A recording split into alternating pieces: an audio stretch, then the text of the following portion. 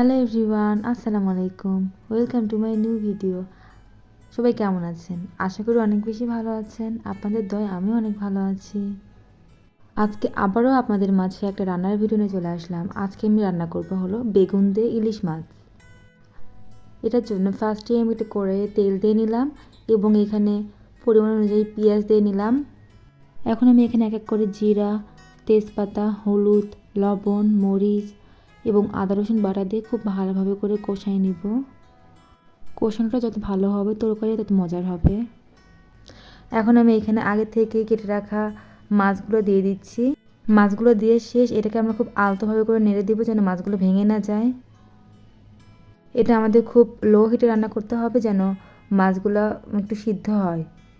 আমাদের মাছগুলো প্রায় কষানো শেষ। এখন আমি মাছগুলো এক এক করে তুলে নিলাম। এখন আমি এই মশলাটার ভিতরে বেগুন দিয়ে দিলাম এবং এখানে আমরা অ্যাড করছি হলো কচুর বই।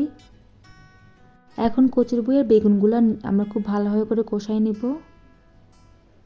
আমার বেগুন আর কচুর বই দিয়ে ইলিশ মাছের তরকারি খেতে অনেক বেশি মজা লাগে। কার কার আমার মতন এরকম তরকারি খেতে মজা লাগে অবশ্যই জানাবেন। এখন আমি পানি অ্যাড করে দিলাম এবং ইলিশ মাছগুলো দিয়ে নিলাম। মাছগুলো দিয়ে আমরা কিছুক্ষণ রান্না করে নিব। তৈরি হয়ে গেল আমাদের বেগুন দিয়ে ইলিশ মাছের ঝোল। আজকের ভিডিওটি এই পর্যন্তই। আল্লাহ হাফেজ।